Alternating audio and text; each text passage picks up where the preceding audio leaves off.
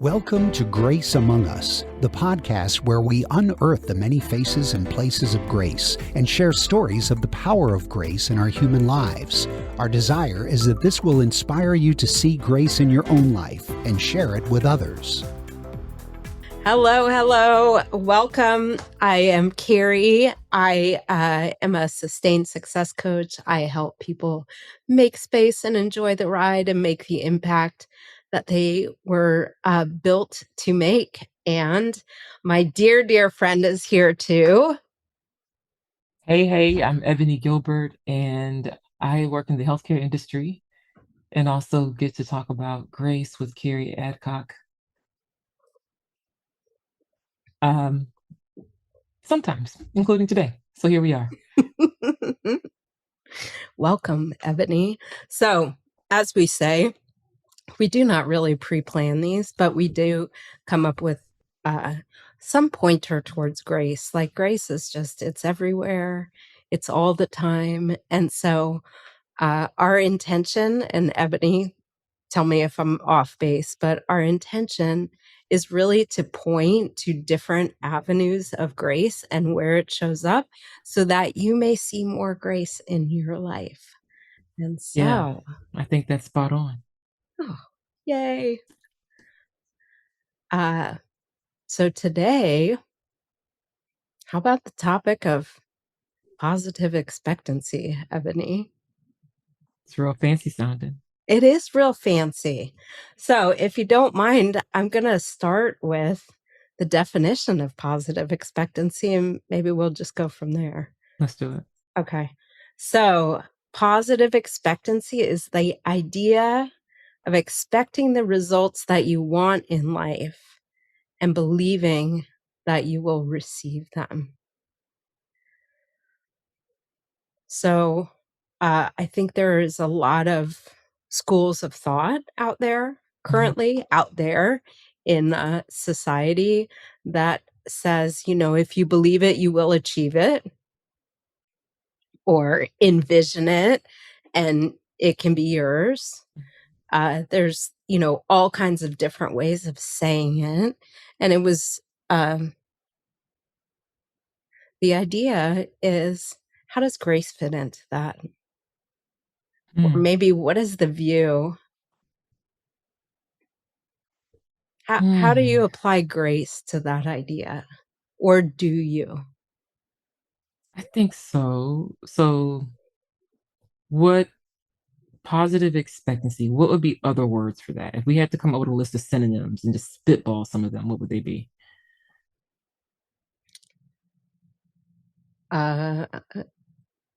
The belief in possibilities. Belief in possibilities, mindfulness, Mm-hmm.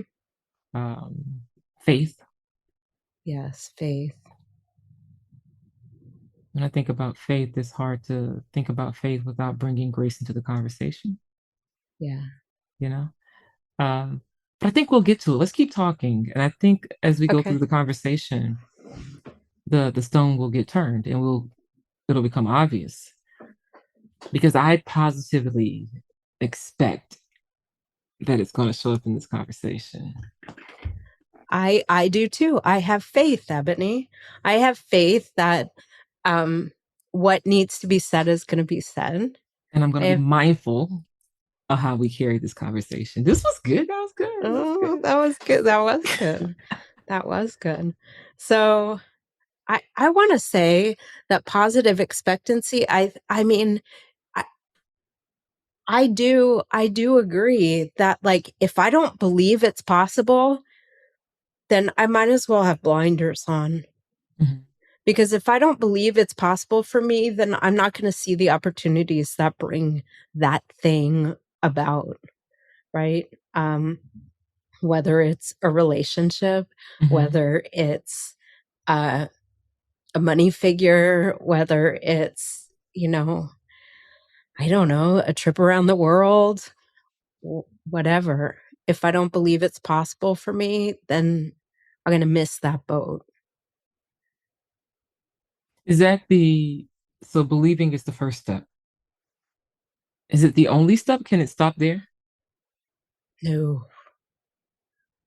I think faith without works is dead.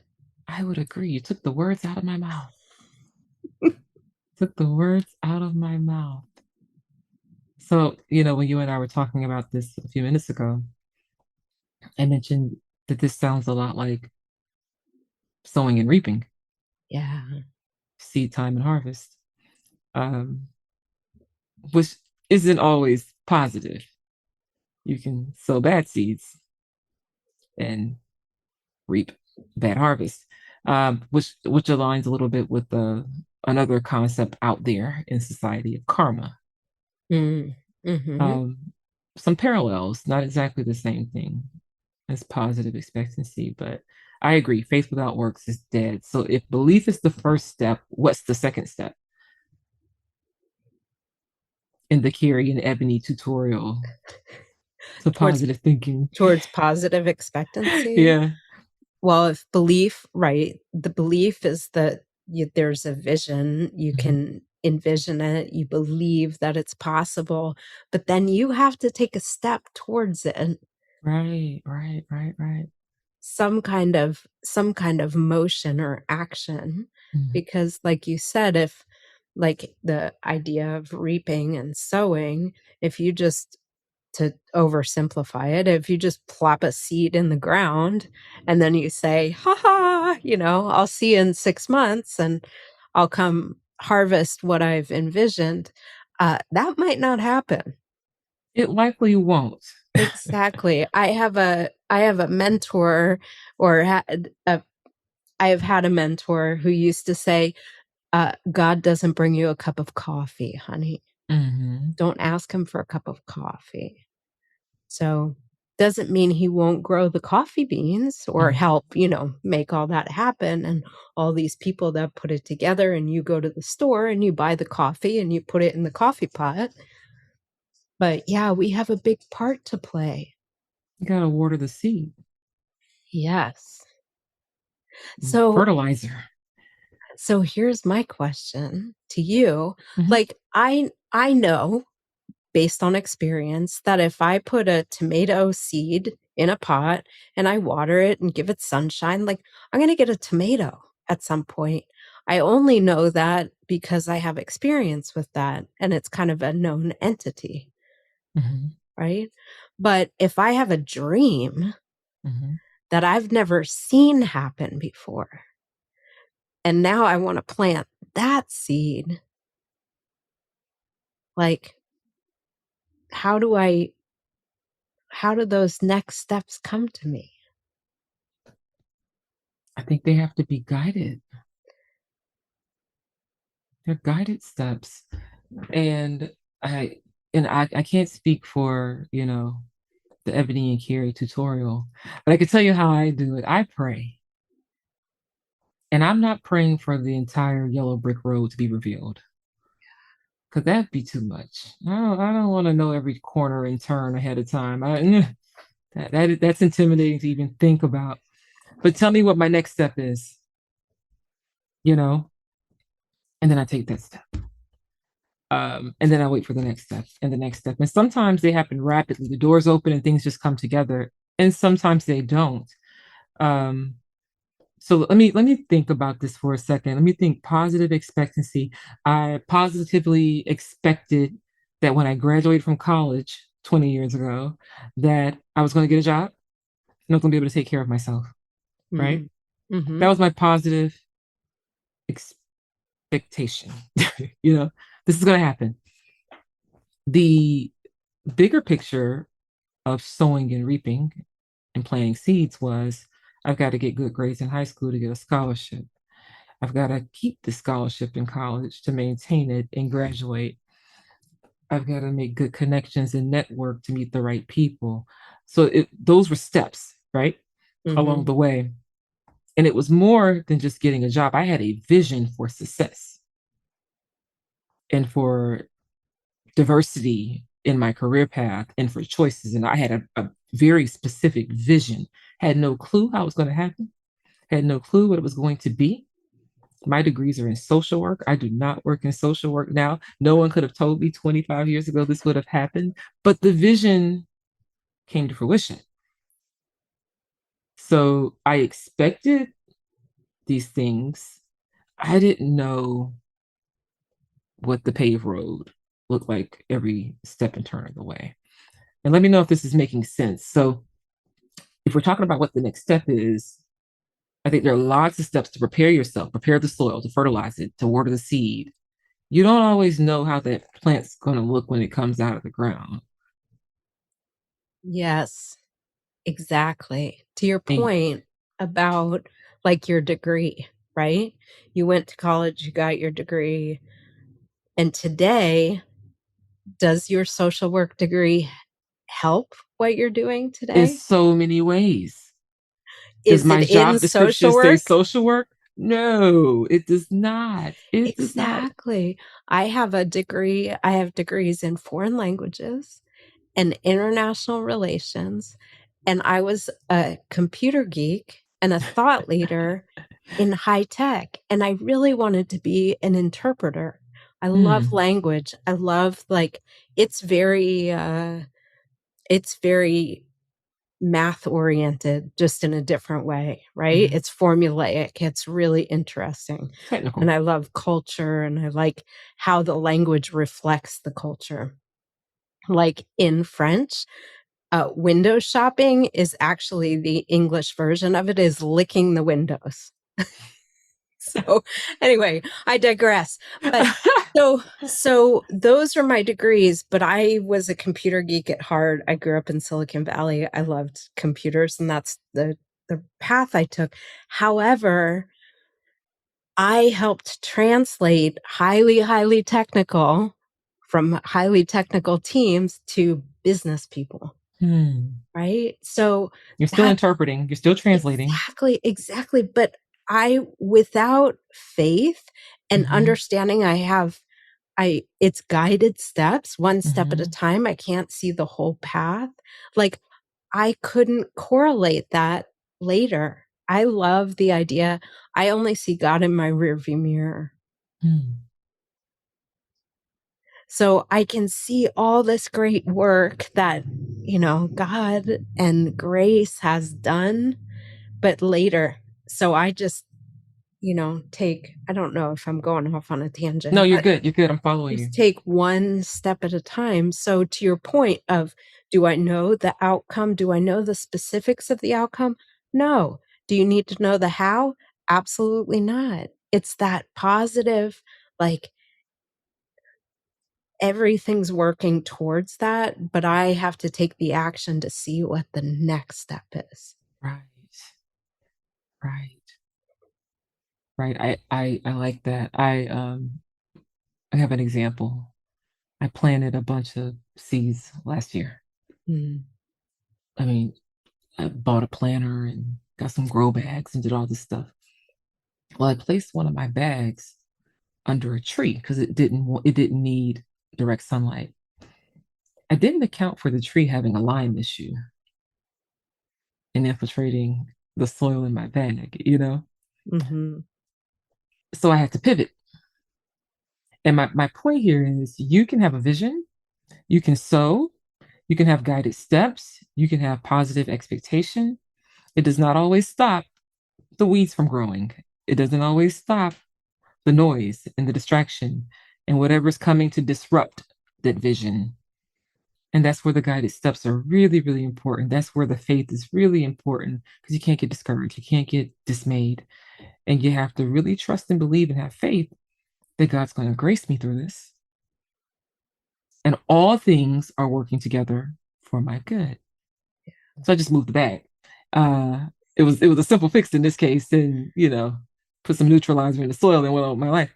And the seeds came up and they were fine.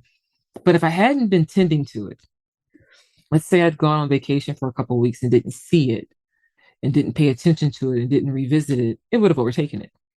Yeah. Not because I did something wrong, but simply because of inattention.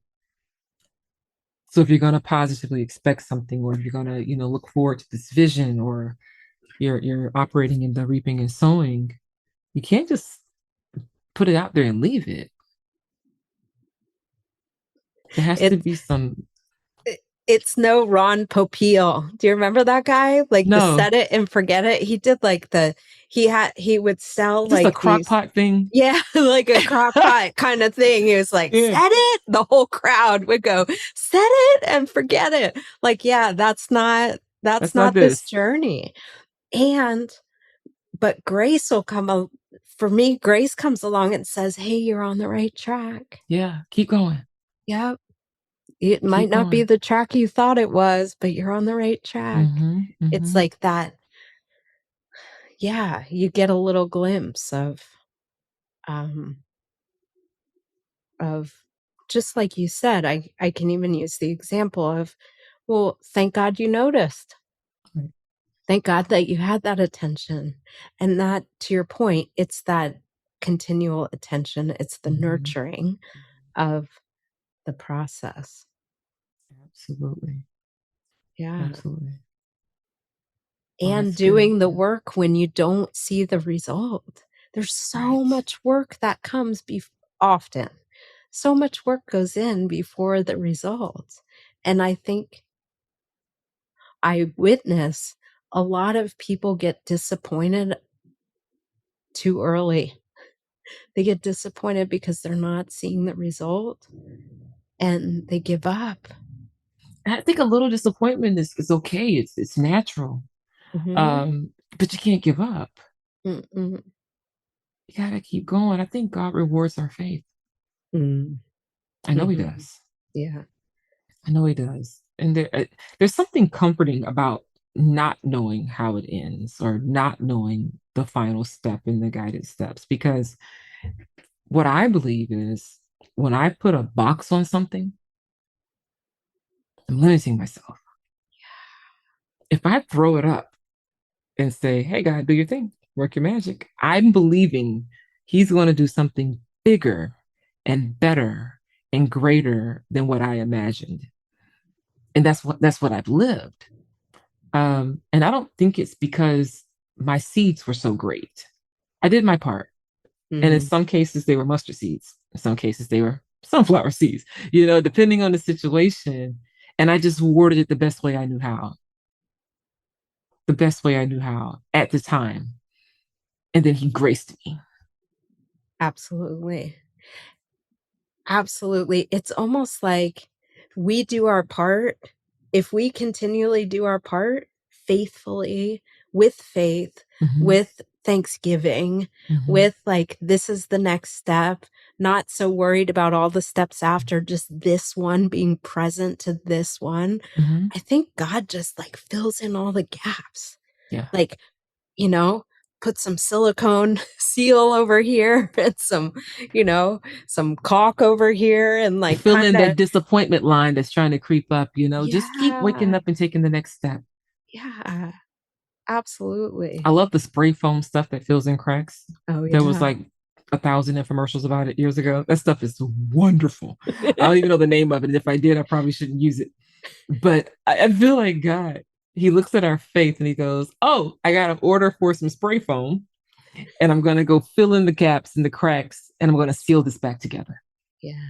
Yeah. So you can feel whole again to go into the next day and the next vision and the next thing to have you fulfill your purpose. That's comforting. It is comforting. I've never thought of God as spray foam until this moment, but I really love that stuff. It just fills in the gap. Yeah. We need to show up to be part of the process. Show up. Yep. Get up Here and I show am up. with my little shovel. Here I am. Got my gloves on. I'm ready to dig. I'm ready to get into this. I don't know if it's going to rain. I don't know if the storm's going to come and totally blow my plans out the park, but whatever it is, tomorrow will come and it'll be a new day. I'm going to do the same thing. I'm going to get up. I'm going to show up. I'm going to take the next step. Yeah. And I think that applies to so many things. I think so too. I think it applies to everything. I was going to say that, but I didn't want to, well, I'll go there. But that's what I believe too. I think it applies to everything. Absolutely. And the power of community is that when I forget all this, because I do, I'd love to say, like, I just live this 100% all the time, and that would be totally, totally not real because I'm human. Mhm. And I think I got it. I think I have all the answers. I think, I think many things that are not very graceful. And lots of Like, oh, thoughts. this one's so small. He's not worried about this one. Or I really want it to end up a certain way. And Mhm. so when I'm focused on what it should look like, then I'm edging him out. Right. And when I'm in those places and it seems like, oh my gosh, nothing's going to happen. And for me, it's talking to people like you, Right. right? It's talking to my sweet sisters who remind me, hey, Carrie, it's just not time. Or, what's the next step? Or it's all working out.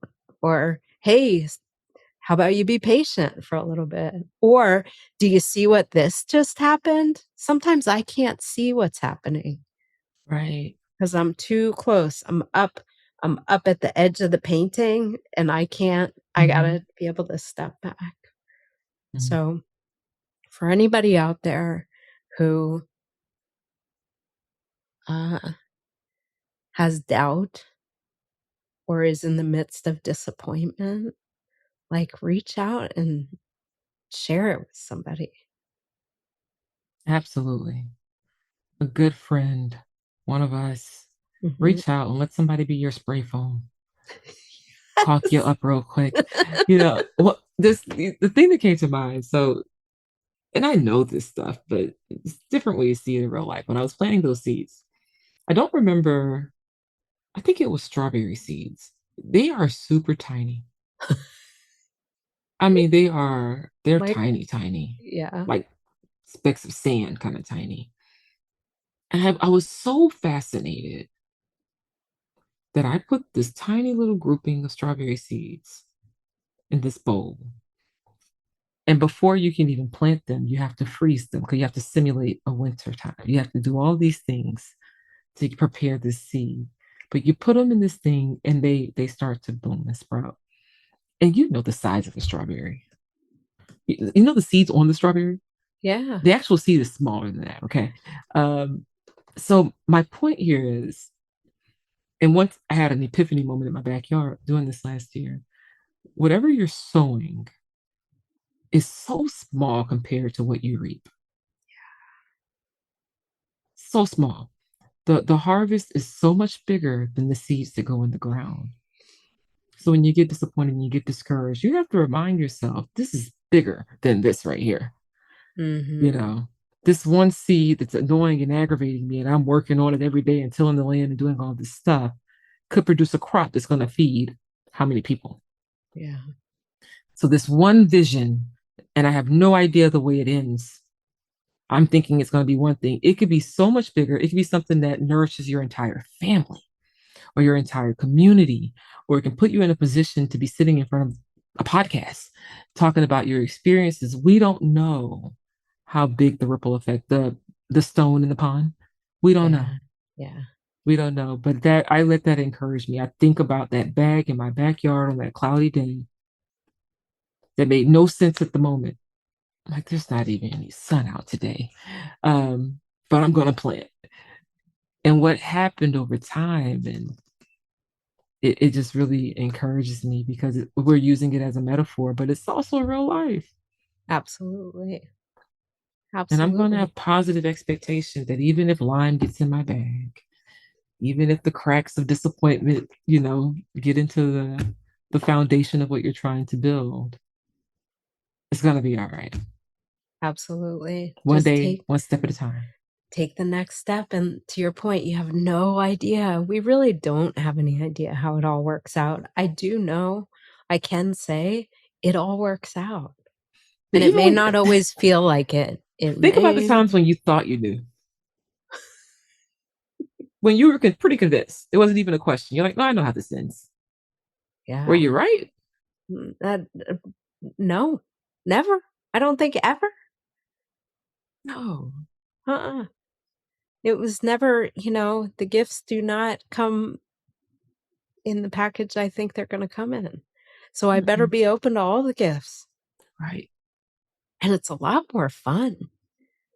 And that tiny, tiny strawberry seed, that little tiny, like, grain of sand, like, everything that strawberry plant needed, every single thing that it needed to, like, grow and feed a lot of people was in that seed. Was already there.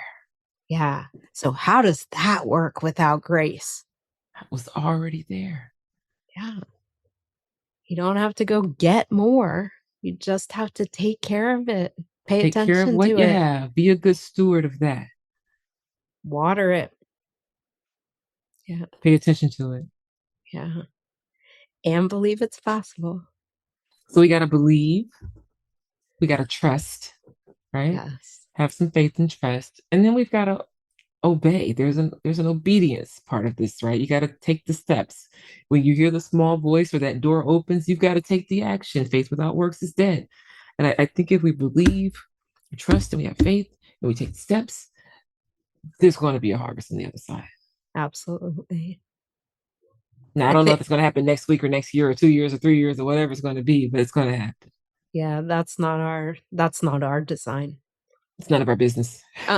No, it's not. So we just walk along the road and see how it goes. Absolutely. Well, this encouraged me today. Thank you. Me too. Thank you. I think we did it. I think so. Would love to hear comments. Would love to hear your feedback. What do you think about it? What do you call it?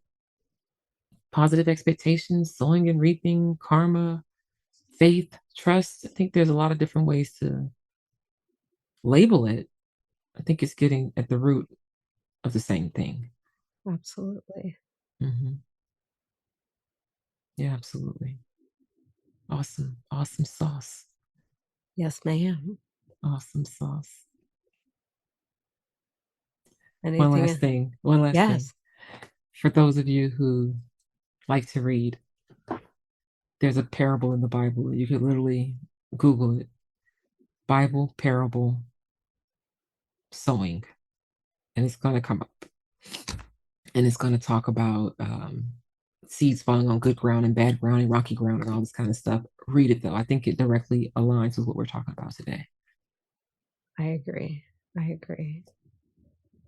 And we'll put in the notes for this show the reference for that. You're always great at the wrap up, Ebony. I appreciate you. I have a vision. Nice. And the stuff comes at the very last 30 seconds because I have no idea what it's going to be before then. And you don't have to. Yes. It takes time to get there, though. So don't beat yourself up if you're not there now. Don't beat yourself up if you're like, I need to know, and you're anxious about it. It's not a bad thing. I think it's natural. But keep trying it. And I think the more you get some under your belt, the more you see that this harvest is big and this expectation has yielded something way beyond, then you get a little bit more comfortable operating in that space. Absolutely. It's like swimming. You don't want to swim in the deep end if you've never swum before. No, you might want to wade in the... We're going to wait a little bit. Yeah. Before you go jump off the diving board, And then before you know it, you're swimming laps of the Y. There you go. On the high dive. All right. Well, as always, thank you. Thank you. This was fun. It always is. Thank you all for listening. Thank you so much for joining us. If you enjoyed this episode, please let us know. We love to hear from you, and share it with a friend. Also, please be sure to subscribe so you're notified when a new episode is posted. We hope you're leaving with another pointer to grace, a new perspective that will light it up in your own life. Until next time, be well, be bold, be kind to yourself, and be on the lookout.